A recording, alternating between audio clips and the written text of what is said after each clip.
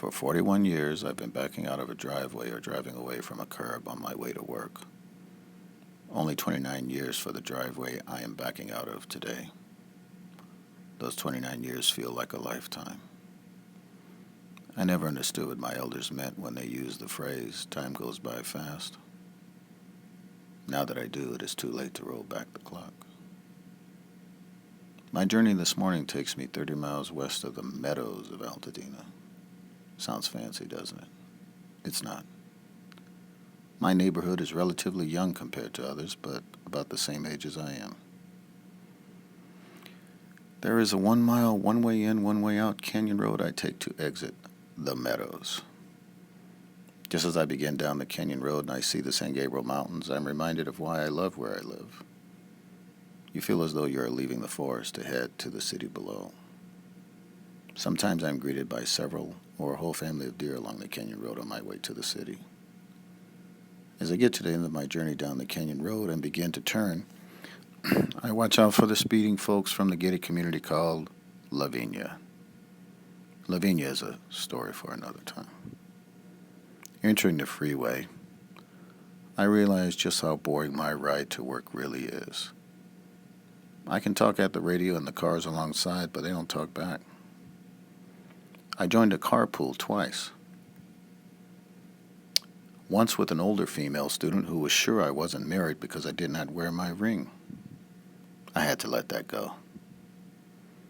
Again, I joined a carpool with a guy that could not keep his eyes on the road. Talk about fearing for your life. Carpools are great, but I can never guarantee I will leave at the same time each day. Working in IT is worse than being a doctor. If a doctor's patient dies, he is done. If something goes down in IT, you have to become a wizard at a moment's notice and raise a dead server or network from the grave.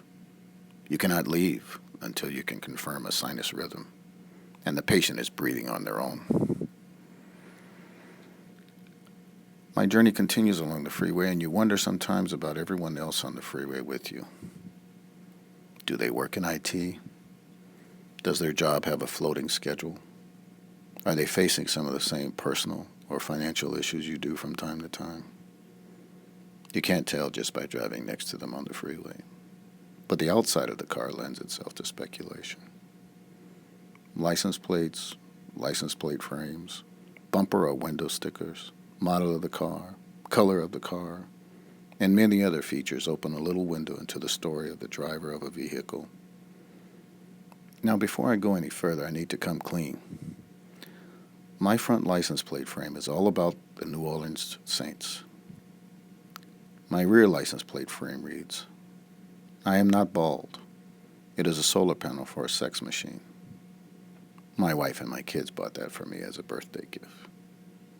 You have no idea how many people I have witnessed laughing and rubbing bald heads through my rearview mirror. You see, many people will use these tools, if you will, to advertise a piece of their lives. With license plate frames, a person can divulge schools attended, various sports they like, the car dealership where the car was purchased, if they are a parent, grandparent, aunt, or uncle, and the list goes on and on and on. Bumper or window stickers are just another part of the story reveal. Political, social, labor, animal, and many other interests are revealed through the use of bumper stickers. Some are more clever than others, but accomplish the same task of telling me their story. License plates give some of the same insight as the stickers in license plate frames, but are so much more humorous and egotistical at times. I'm amazed at how ingenious people are with so few letters and numbers to use. Phonetic gurus is my label for such genius. As I make the last few turns to park and head to my office, I believe we all give away hints to our story. We don't always plan to give a view into our private little universes. It just happens.